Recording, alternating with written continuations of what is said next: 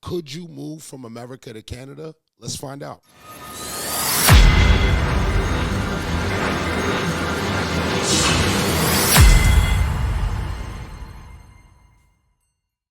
Canada and the United States of America, the two biggest countries in North America. We coexist together because we're all Canadian. We're part of Canada, and we're bonding together against the common enemy, the United States. First off, who is that comedian? Is he a Canadian comedian? I decided to do this video because I just wanted to know. For the people that are about just wanting to know, I want you to subscribe and hit the top bell because we're going to find out some stuff that we just want to know. And I need some people like you to find out. So the first video, Canada, America, let's figure out if it's worth moving. What a horrible country. Oh, man. Perfect timing. I live there now. They're the most un-Canadian people you will ever meet. Nah, actually, I like have him. a lot in common. Whoa, are we really gonna do this? Okay, let's do this. Both have very close cultural and economic ties. So actually, both are two of the biggest countries in the world. Canada is slightly bigger than the United States. I did not know that. I never knew that Canada was slightly bigger than America. See, we're learning stuff already. Both share the world's longest border between two countries. The border stretches 5,525 miles, or, 8,891 kilometers. Oh. Yeah. So in Canada, you guys use kilometers, we use miles.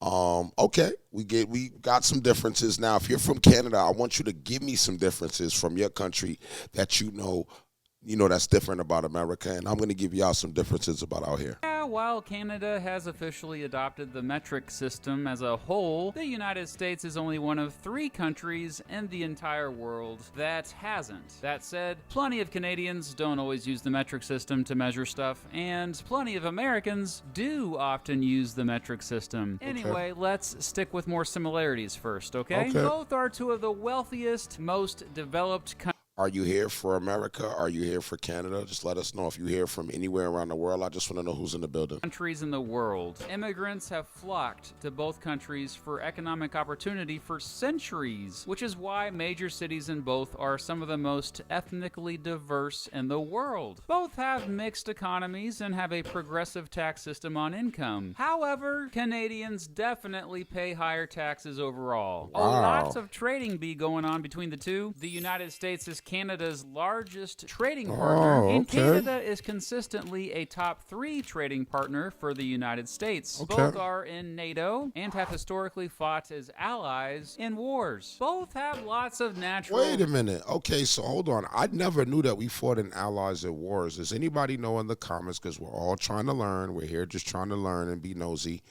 What war did we fight in where Canada was our ally? Please let me know in the comments and give me a breakdown.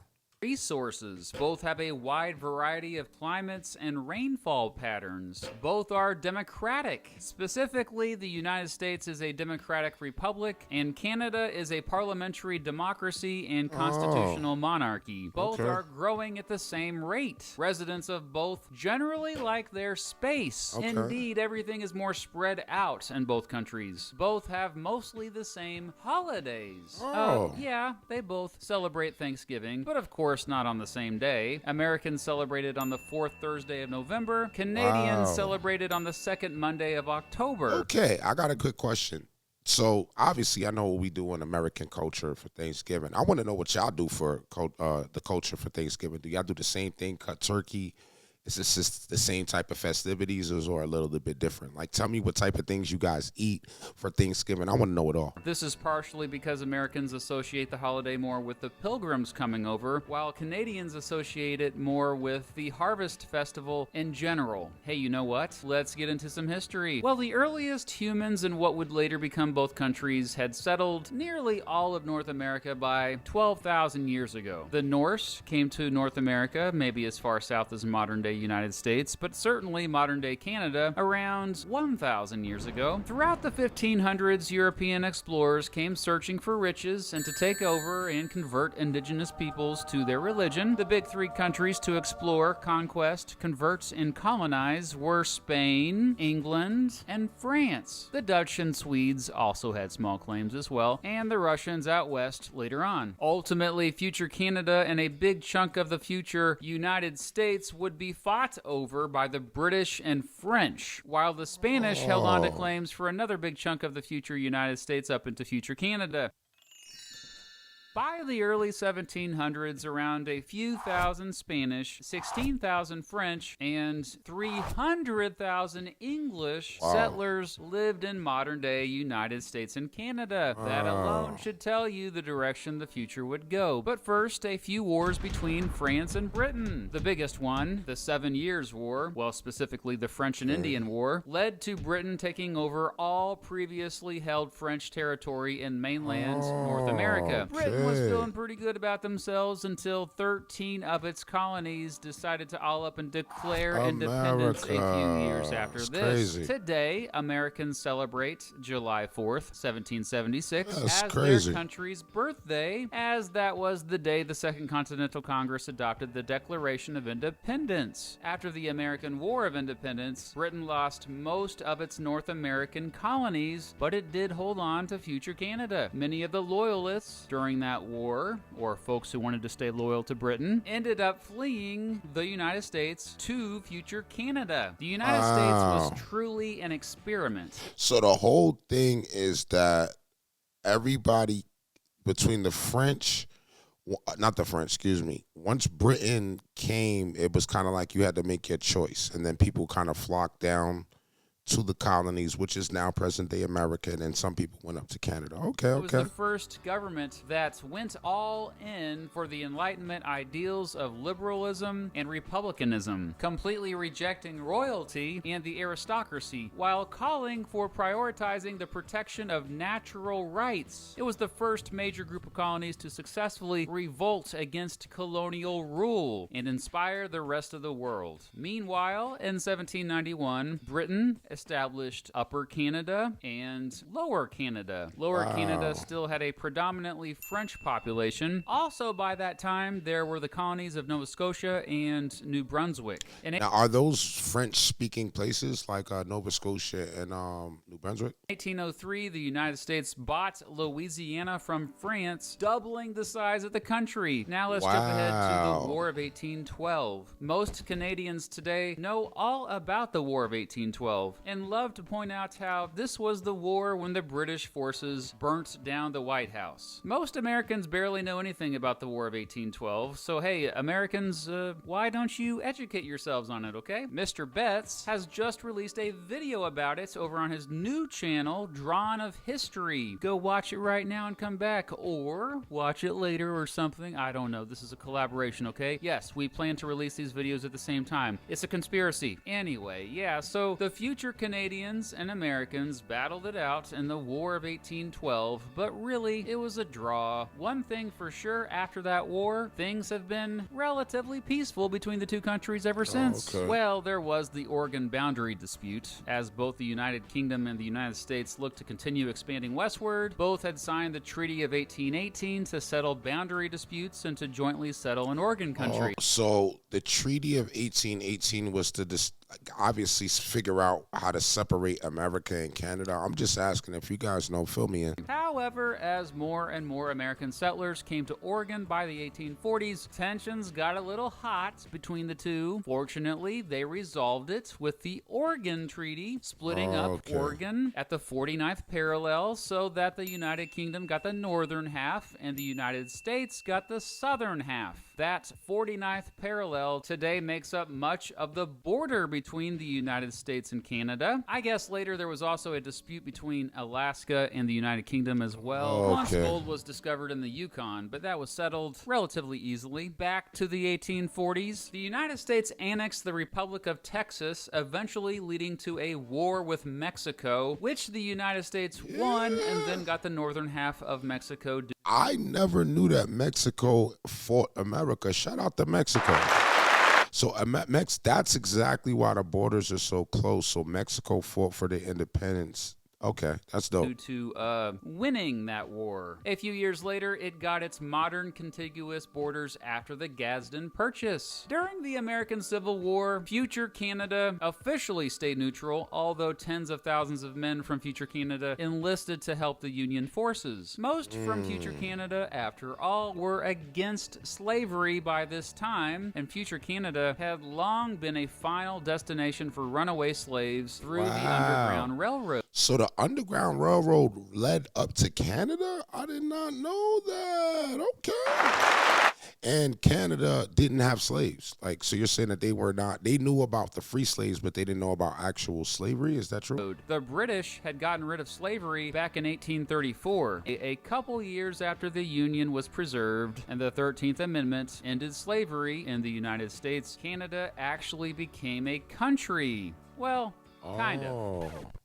Mostly. They were a dominion, still technically part of the British Empire, but self-governing. Today, Canada Day is kind of like the 4th of July or Independence Day in the States. Canadians celebrate it on the anniversary of the Canadian Confederation. I want to know, like, in Canada, like, what is your, like, your July 1st, is it similar to ours? You guys got the fireworks going off? Is it like a celebration of, like, it's the same type of deal, or, yeah, like we shut down everything for that, you know, man. I just want to know what you guys' celebration is being like. Established on July 1st, 1867, in which the 3 colonies of Canada, Nova Scotia, and New Brunswick united. So here is how Canada looked at the time. But over the following decades, it expanded dramatically, and the United States tried to expand overseas. After getting Alaska, it aggressively found itself trying to gain a bunch of islands who mostly were not too happy being taken over. Kind of like all those Native Americans who had their lands stolen over the previous 2 centuries.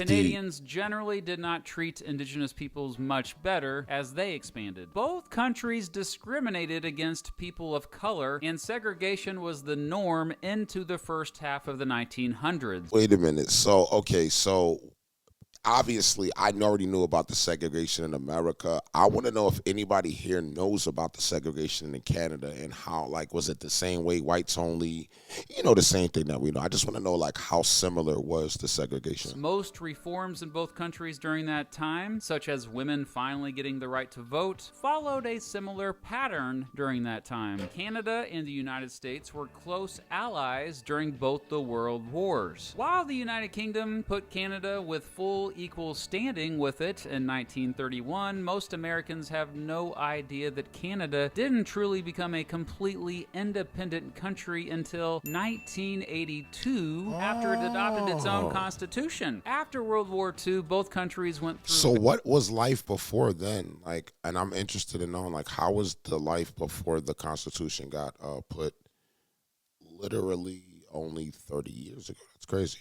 Well, not 30, 40 years ago. It's crazy. Very prosperous times and continue to follow similar paths with reforms. However, Canada went a bit further with its government programs and has been more left-leaning, and this trend continues to this day. Canada also seems to have gone... I don't know anything about politics, but what's left-leaning? ...on in a more progressive direction earlier. For example, it legalized same-sex marriage 10 years before the United States. Today, many of the differences between Canada and the United States are linked to the fact that Canada stayed loyal to Britain for many years after the United States became a country, after breaking away from Great Britain. Most Americans love Canada. Less Canadians adore the United States, but still, they get along so freaking well. The United States has more people, a lot more people. In fact, it has 9 times as many people and has the 3rd largest population in the world. That's crazy. California has more people than Canada. Remember, Cali's bigger than... the way I look on the map is different, bro. Slightly bigger in size and is the 2nd largest country in the world by area, followed only by Russia. However, most of this area has few residents due to it being so very, very cold.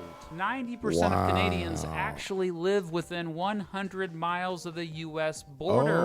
And let's look at the climate more closely. Canada Canada is perhaps obviously colder being further north, even if you include comparing it to Alaska. Most of Canada's climate zones are affected by very cold air from the Arctic region. There are exceptions. Along the southwestern coast of Canada, there is mostly an oceanic climate. Much of southern Canada has various types of continental or arid climates. However, the vast majority of Canada is subarctic, and much of it is also tundra. The furthest northern areas of Canada are even permanently under ice. The United States is obviously warmer overall, but basically has every climate zone imaginable, from the rainforests of Hawaii. So basically living in Canada, it is cold as hell. Okay. To the tundra of Alaska, from the humid subtropical climate of most of the South and part of the Midwest, to the deserts of the western portions of the country. Heck, you'll even see several different climate types within one state. The wettest parts of the country get as much as 275 inches of precipitation each year. On the other hand, Death Valley, which is often not only the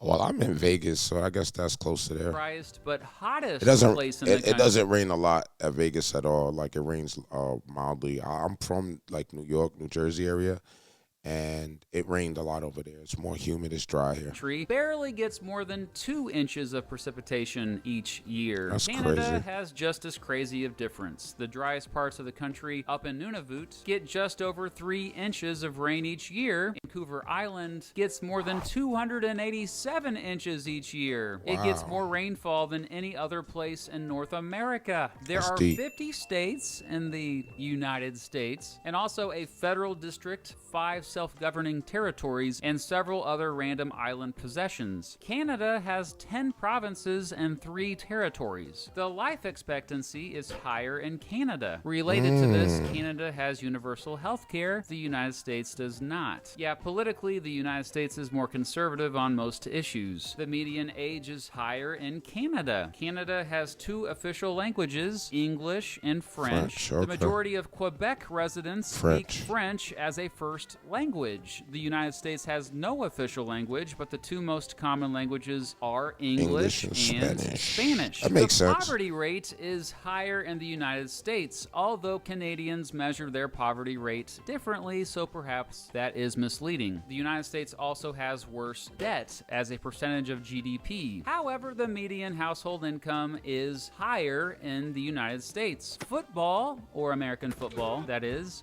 the most popular sport in the United States, whereas ice hockey is the most popular sport in Canada. Major League Baseball and the National Basketball League both have 29 American teams and 1 Canadian team. Those Canadian teams in both leagues are based in Toronto, which indeed is a city that feels like it actually could be in the United States. The cost of living is generally higher in the United States. At the time of this recording, 1 Canadian dollar was worth about 76 cents, meaning Americans visiting Canada get more of a better deal. Normally there is lots of movement going back and forth between the countries, but less so obviously during the COVID-19 pandemic. Speaking of the pandemic, Canada has fared with it better than the United States. Canadians are generally less religious. For those who are religious, more identify as Roman Catholic, whereas in the United States more identify as Evangelical Protestant. A higher percentage of Canadians have college degrees, although the United States is known for having some of the best colleges in the world, and yeah, Canada spends more on education. Despite agriculture being much more of a big deal in the United States, more Americans live in urban areas. Sure, almost 80% of Canadians live in urban areas, but 80% of the entire country is uninhabited. Most of Canada is straight up wilderness. It has more wilderness than any other country other than Russia. Just about 18% of the United States is wilderness. Major industries in Canada include mining, healthcare, manufacturing, and transportation. Major industries in the United States also include healthcare and manufacturing, but additionally, technology and retail. According to the World Happiness Report, Canadians are happier than Americans. Canada is known for Tim Hortons. The United States is known for... What is Tim Hortons, and what do you order there? Like, if you go to a Tim Hortons, what do you order there. Or Dunkin' Donuts and Starbucks. Well, dang, while we're at it, the United States is known for so many freaking brands. 3 of the 5 biggest companies in the world, Walmart, Amazon, and Apple, are all based there. Probably the most well-recognized symbol of the United States is the bald eagle. The most well-recognized symbol of Canada, the maple leaf. It's even on the flag. The American flag has 13 stripes that represent the...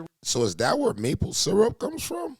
Or am I just asking a dumb question? Original 13 colonies and 50 stars that represent the 50 states of the Union. The United States has a much bigger military. The biggest military in the world. It easily has the largest military in the world. No other country even comes close. Marijuana is completely legal in Canada, but in some American states it's still illegal. Canada has less violent crime. The United States has a higher percentage of its own citizens in prison than any other country in the world. Wow. That said, the United States is generally a more free place. One example of this is censorship. Perhaps due to Americans placing a high value on freedom of speech, you just hear and see more provocative and controversial stuff there. How about Canadian content? That's crazy. The Canadian government actually requires that radio and TV broadcasters, including cable and satellite channels, have to broadcast at least a certain percentage of content that was at least partially created or presented by Canadian residents. Fortunately for Canada, lots of great music comes out of the country, considering... Who are big Canadian artists I probably never heard of? Obviously, we know Drake, but who's like other big Canadian artists? How much fewer folks live there. But yeah, American culture is more influential on the world. Throughout history, as the United States dominated mass media, it also spread its culture around the world through music, movies, TV shows, video games, and social media. There are 2 major reasons for this. 1, a spirit of innovation throughout American history, and 2, just having a huge domestic market. With the majority of Americans speaking English, they have also had access to a worldwide market of more than 2 billion English speakers. The United States is more nationalistic. If you tell a Canadian about the Pledge of Allegiance, many of them would be a bit confused, to say the least. Damn. Canada stopped making... See, I don't do like a Pledge of Allegiance over there, national anthem or nothing. pennies. The United States still does for some reason. Canadians generally do know a lot more about the United States than Americans know about Canada. Americans party harder. I have no scientific evidence to back this up, but it's probably true. Okay, let's try to wrap this up. Overall, most of the differences between the two are subtle, like Canadians apparently call these pencil crowns, but Americans call them pencils, and Canadians call these washrooms, and Americans call them bathrooms. Restrooms. But honestly, folks like J.J. McCullough argue those differences are overrated. Because both countries are so dang big, and because there are so many regional differences, it's been really difficult making this video, since many of these generalizations are misleading. Undoubtedly, the United States remains a superpower in the world, and Canada is often in its shadow. However, both continue to thrive and really do depend on each other. And yeah, they really are 2 of my favorite countries. I mean, no surprise, right? Canada versus America. I'm very happy I watched this. I mean, I think that there's people like me that are inquisitive and just want to know information, and I think that I took the ride. Appreciate Canada a little bit more to kind of know the history and know about it, and yeah, it's interesting. If you guys want to see more content like this, write more in the comments. Make sure you guys subscribe and hit the top bell. And see you on the next one.